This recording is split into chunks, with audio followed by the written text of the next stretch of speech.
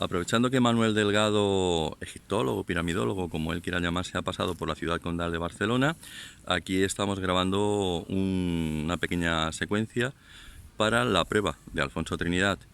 Dejadme que haga las presentaciones. Manuel Delgado, bueno, es una persona que estudió empresariales, que durante un tiempo se dedicó a hacer este tipo de labores, fue también director de una sucursal bancaria. Y un día decidió colgar los hábitos para dedicarse a su gran afición, que es viajar por todo el mundo. De ahí pues comenzó a viajar al país mágico, Egipto. Ha realizado más de 100 viajes, es una de las 5 personas contadas con los dedos de la mano que ha podido ver todas las cámaras del interior de la Gran Pirámide. Es un experto y un gran conocedor, realiza muchísimos viajes con grupos a Egipto. Al final daremos, si acaso, su dirección por si alguien quiere acompañarle.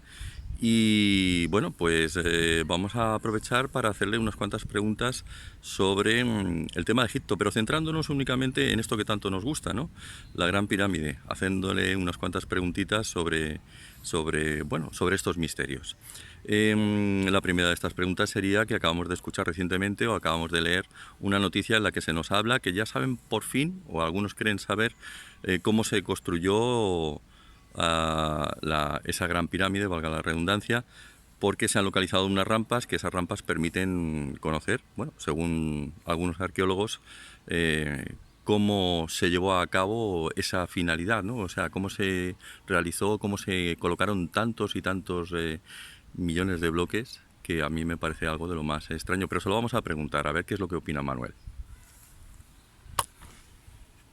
Hola, pues efectivamente es la típica noticia recurrente que vemos de vez en cuando, que va saliendo periódicamente en la radio, en la televisión, en la prensa escrita, y que pretende decirnos que ya se conoce por fin cómo se hizo la Gran Pirámide, ¿no? Ese gran enigma que mantenemos desde la antigüedad todos los seres humanos, pues ya se sabe.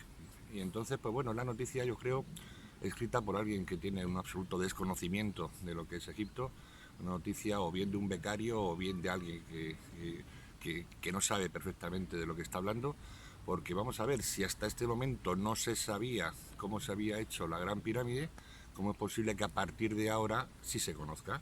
Y digo a partir de ahora porque por lo visto se ha encontrado una pequeña cantera de alabastro donde existe una pequeña rampa. Esto está muy alejado de la meseta de Gize, de la Gran Pirámide, pero como pertenece al Imperio Antiguo, cuando puede ser esta cantera incluso de la Cuarta Dinastía, pues si en la Cuarta Dinastía existía esta pequeña rampa en esta cantera de alabastro, pues ya eso lo extrapolan y automáticamente toda la Gran Pirámide ya se hizo con rampas. Y esta es la gran solución que aportan algunos a este gran misterio. Me parece una estupidez, me parece una memez, porque la Gran Pirámide, el único monumento que se conserva de la antigüedad de las 7 maravillas del mundo antiguo, la Gran Pirámide que ha congregado a los mejores y más grandes investigadores de todos los tiempos, la Gran Pirámide que está siempre vista con lupa, con prismáticos, con todo lo posible para intentar desvelar sus secretos, no solamente por parte de la arqueología y de la egiptología oficial, sino también por todos los investigadores alternativos que están dejándose allí su vida y el sudor de su alma para intentar desentrañar los secretos. Pues bueno, pues por lo visto ya un becario dice que está todo esto solucionado. Es mentira. La pirámide tenemos que seguir investigándola porque no sabemos cuándo se hizo, no sabemos por quién se hizo, no sabemos qué propósito tenía y no sabemos, por supuesto, cuáles son todos los secretos que guardan y que, por supuesto, nos tienen que maravillar cuando se descubran. ¿Sigue sosteniendo que la pirámide no la construyó Keops? O sea, aún con todo lo que nos llega de noticias, ¿se puede afirmar que esa pirámide no es una construcción de este faraón? Existe un principio aceptado por la ciencia en general, que el que propone tiene que demostrar. Y en Egipto nos encontramos ya con muchas cosas que parecen unos dogmas increíbles, pero que no están demostrados. Por ejemplo, que la Gran Pirámide, como bien dices, Carlos, la hizo Keops. ¿En qué se basa la egiptología en decir que eso hizo Keops?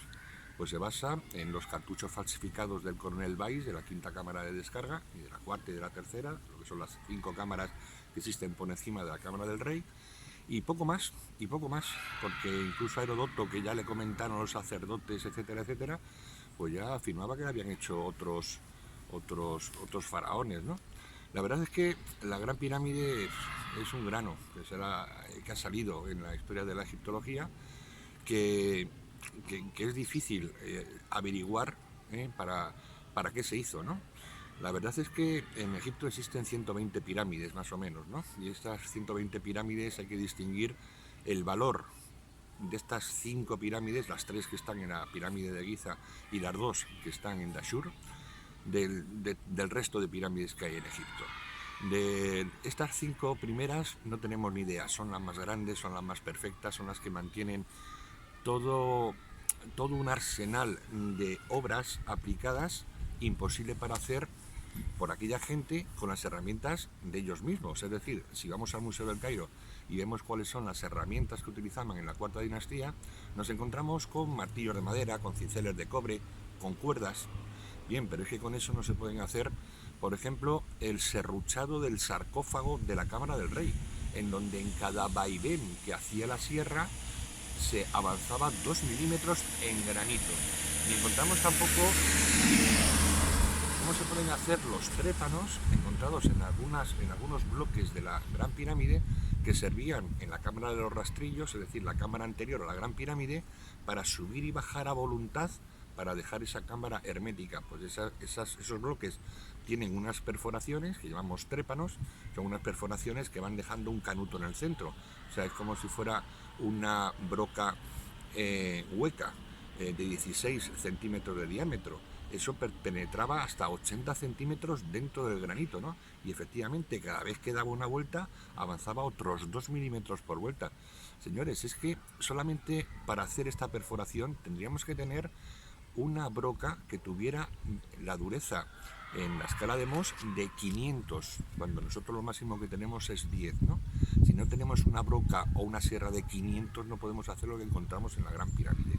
Entonces, todas estas pirámides, por su orientación y sobre todo por su simbología, ¿no?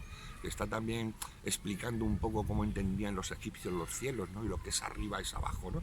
Y cómo tenían ellos todo su cosmogonía concretada en las pirámides. Pues bien, estas 5 pirámides se separan del resto, porque del resto no tenemos no tenemos ningún problema para saber que lo hicieron los egipcios, con las herramientas que tenían los egipcios, cuando se confundían, también está allí todo explicado. Es decir, los egipcios hicieron 115 pirámides en Egipto, no cabe la menor duda. De esas 5 todavía siguen siendo un enigma. El que se pretenda que lo hicieron Keops, Kefren y Micerinos, pues bueno, es una teoría que se mantiene ahí, pero la verdad es que según yo puedo barruntar, estos faraones lo único que hicieron fue usurpar unos monumentos antiguos, unos monumentos de sus antepasados, como pueden poner, por ejemplo, la estela del inventario, en donde el propio faraón Keops reconoce que cuando llegaban gobernadores de otros lugares del planeta, los llevaba a ver el templo de Isis, el templo de sus antepasados, y eso está en el Museo del Cairo. ¿Cuál es la respuesta egiptológica? Pues que los antiguos egipcios que hicieron esa estela se confundieron los antiguos egipcios y ellos no. La verdad es que en este momento yo creo que de Egipto los que más saben son los que más preguntas y mejores preguntas se hacen. La respuesta no la tenemos ninguno, pero desde luego el dogma no va a explicar ninguno de sus misterios.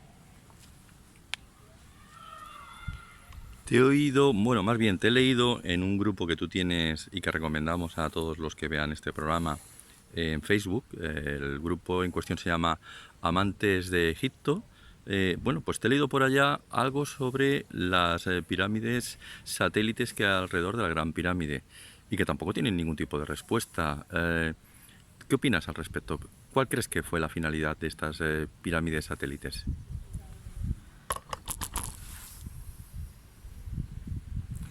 Nuevamente, según la egiptología, las 3 pirámides eran las 3 pirámides de los faraones, y las pirámides satélites, unas pequeñas piramiditas que están alrededor de estas grandes pirámides, eran las de su familia. Pero nuevamente es mentira. Por ejemplo, la pirámide de Kefren tenía una pirámide satélite que está absolutamente ya desmontada, solamente queda el pasaje interno y una cámara debajo. Pero es que resulta que la esposa del faraón Kefren tiene su propia mastaba, la mastaba de Merisán, que por cierto se puede visitar en cualquier viaje a la meseta de Giza actualmente, ¿no? Y la verdad es una maravilla, ¿no? Es una maravilla cómo no existe un centímetro cuadrado dentro de la tumba de Merisán que no esté esculpido, pintado, dibujado, escrito, etcétera, en absoluta disociación con la aparente tumba de su esposo, ¿no? La segunda gran pirámide de Giza, la pirámide de Kefren, en donde no existe un solo jeroglífico. ¿Cómo es posible que en la misma cultura, en la propia familia, exista esta disociación tan grande a la hora tanto de la construcción como la decoración, ¿no? Por otro lado, la pirámide de Micerinos tiene otras 3 pirámides satélites, ¿no? Situadas en la cara sur. Pues bien, se sabe que 2 de ellas no se terminaron y otra se dedicaba a una especie de culto extraño. Pues bien, el hijo de Micerinos lo que se hizo fue una mastaba que está en Dashur, y bueno, ¿cómo es posible que el hijo de Micerinos hiciera una mastaba? Teniendo su padre estando en plena era de las pirámides y teniendo 3 pirámides satélites al lado, ¿no? Es decir, existen un gran montón de problemas. Pues, según mis investigaciones, ¿a qué nos estamos enfrentando? A 2 cosas. Todo en Egipto tiene una multifunción, todo en Egipto tiene una multisimbología. Entonces tenemos que en Egipto, lo que es la Duat, aquella región de donde vienen los dioses y a donde van las almas por esta vida, que está compuesta por la constelación del cazador y la constelación del perro, que simbolizaban por un lado a Osiris y por otro lado a Isis, el matrimonio perfecto, pues tiene las 3 estrellas que llamamos del cinturón de Orión, Anitak, Anitán y Mintaka. Y esas 3 estrellas se colocan perfectamente sobre la meseta de Giza, porque lo que es arriba es abajo para ellos, ¿no? Ellos estaban haciendo un mapa estelar, lo estaban haciendo en la propia meseta. Fijaros que todas estas estrellas para ellos sagradas y que les marcaba lo que era su paraíso, están situados a la derecha de la Vía Láctea, pero como para ellos el río Nilo era la representación en la tierra de la Vía Láctea, todas las pirámides que existen en Egipto están en la zona occidental del Nilo, ¿no? A lo mismo que están todas las estrellas a la derecha de la Vía Láctea. La relación es absolutamente perfecta. Pero claro, si las 3 estrellas del cinturón de Orión están representadas en la meseta de Giza, solamente estaría representado Osiris, ¿verdad? Y ellos tenían la dualidad de Isis y de Osiris. ¿Dónde está Isis aquí? Resulta que nosotros vivimos en un sistema solar gobernado por el Sol. Tenemos solamente una estrella y alrededor de esa estrella estamos todos los planetas girando, ¿no? Tenemos un sistema solar de una estrella. Pero resulta que el sistema de Sirio, que es la simbología de Isis, está formado por 3 estrellas. Fijaros que los antiguos egipcios pensaban que esas 3 estrellas tenían un dios asimilado y tenían Isis, Neftis y Satis como representaciones de lo que es Sirio A, Sirio B y Sirio C. Nosotros, hasta hace bien poco tiempo, estamos hablando del año 1902 a 1920, un astrónomo descubre por una pequeña alteración en la órbita de Sirio la existencia de Sirio B. Y resulta también que solamente en el año 1996, o sea, prácticamente antes de ayer, unos astrónomos franceses descubren la existencia de Sirio C. Pues bien, resulta que para los astrónomos, Sirio A es una estrella gigante blanca, Sirio B es una estrella gigante amarilla, perdón, al revés, Sirio A es una estrella gigante amarilla, Sirio B es una estrella gigante blanca y Sirio C es una estrella enana roja. Sabemos que la Gran Pirámide, porque eso lo descubrió André Pochon haciendo unos análisis en los bloques de revestimiento, toda la Gran Pirámide estaba pintada de amarillo. Toda la pirámide de Kefren, yo que tengo la suerte de ir hasta la cumbre, vemos que tiene también una capa blanca. Y resulta que Micerinos es la única pirámide cuya estructura exterior está construida con granito rojo. Es decir, tenemos una pirámide amarilla, una pirámide blanca y otra pirámide roja. Es decir, que las 3 estrellas en la meseta de Giza simbolizan las 3 estrellas del cinturón de Orión, es decir, de Osiris, pero también cada una de las 3 pirámides de la meseta de Giza está representando a las 3 estrellas de Sirio, Sirio A, Sirio B y Sirio C. Si nosotros esto lo conocemos desde hace bien pocos años, ¿cómo lo conocían los egipcios? Es más, algún día en el futuro es posible que nuestra propia astronomía reconozca que esas estrellas que están circunvolucionando entre sí, creando ese sistema de 3 estrellas, es posible que también tengan planetas, ¿no? Y es posible que Sirio A tenga 3 planetas, que Sirio B tenga un planeta y que Sirio C tenga 3 planetas. Con lo cual, por fin averiguaríamos que las pirámides satélites que están en la meseta de Giza no corresponden a ningún enterramiento, sino a poner lo que es arriba es abajo, la representación de sus dioses, de sus estrellas en la meseta de Giza. Y ya por último, voy a hacerte la última pregunta. Es bueno, algo que también tenemos alrededor de la Gran Pirámide, que es la Esfinge. Bueno, pues la creo que eterna pregunta que todo el mundo te formulará, ¿no? ¿Cuál es la función de esa Esfinge? ¿Por qué está ahí? No se puede evaluar ningún elemento aislado de la meseta de Giza, porque Max Lerner, por ejemplo, que hizo unos estudios increíbles para la Universidad de Chicago, pues él hablaba de la meseta de Giza como el plan unificado de la meseta de Giza. O sea, siempre se ha dicho que un día que llegó Keops y se le ocurrió hacer una pirámide, y que luego llegó su hijo y también pues no sabía qué hacer y hizo otra pirámide y la hago aquí, ¿no? No, la meseta de Giza es un plan unificado, en donde todas las pirámides tienen unas concordancias geométricas increíbles, en donde está incorporado el número de oro, el número phi, la proporción áurea, ¿no? Y entonces, dentro de todo este conjunto está también lo que es la gran esfinge, la esfinge de Giza. La esfinge de Giza no era originalmente lo que nosotros estamos viendo ahora, ¿no? Resulta que el mayor monumento, la mayor estatua que existe en Egipto, que es la Gran Esfinge, que mide actualmente 72 metros de largo y 28 metros de altura, pues resulta que los antiguos egipcios no se podían permitir que esta gran mole fuera la única estatua en Egipto desproporcionada, teniendo en cuenta cuáles eran sus cánones de estructurales, ¿no? ¿Por qué? Porque la cabeza es demasiado pequeña en relación con el cuerpo, ¿no? Y eso nos permite evaluar que la esfinge tenía una cabeza distinta a la que tiene ahora. La gran esfinge no es una construcción, la esfinge se hizo cincelando una montaña de piedra que había, ¿no? O sea, no se construyó, se cinceló, ¿no? Entonces, a la hora de cincelarse, al dar las proporciones que tenía este enorme león tumbado, digo león porque tiene cuerpo de león, garras de león, cuello de león, todo de león, pues también le harían una cabeza. Esa cabeza, posteriormente, debió llegar un faraón y dijo, yo quiero poner aquí mi cara. Y se cinceló la cabeza anterior, la original. Por eso quedó mucho más pequeña, ¿no? Si la esfinge tenía cuerpo de león, si la esfinge tenía garras de león, cola de león, todo de león, ¿cuál podía ser su cabeza? Pues posiblemente también un león, ¿no? Entonces, cuando nos encontramos al león, tenemos ya que rememorar toda la antigua historia de Egipto, cuando los sacerdotes le cuentan a Solón, uno de los 7 grandes sabios de la antigua Grecia, cuál fue el origen de Egipto. Y ese origen de Egipto, a Solón le cuentan los sacerdotes que se hundió en un gran continente que se llamaba la Atlántida, que llegaron a Egipto, que crearon el segundo corazón de la Atlántida allí, que eso ocurrió 10.000 años antes. A Solón esto se lo dijeron en el siglo V a.C. Si le sumamos esos 5 siglos más los 2.000 que llevamos ahora, estaríamos hablando de una fecha de hace 12.500 años. Y entonces toda la historia de Egipto te habla de una fecha que se llama el Zep-Tepi.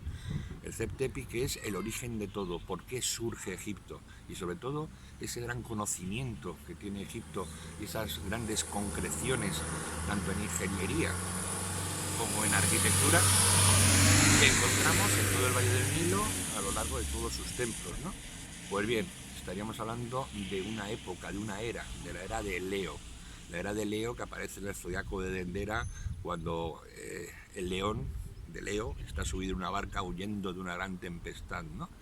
Yo creo que la esfinge es mucho más antigua de lo que se propone, ¿no? Existen investigadores, expertos en geología, como Robert Schoch, que hablan de la esfinge, de la erosión de la esfinge, cuando la esfinge pertenecía a una época en la que anterior a los cambios climáticos que ha tenido Egipto. Ahora Egipto estamos hablando de un desierto, estamos hablando de un clima determinado, pero antiguamente existía muchísima lluvia, ¿no?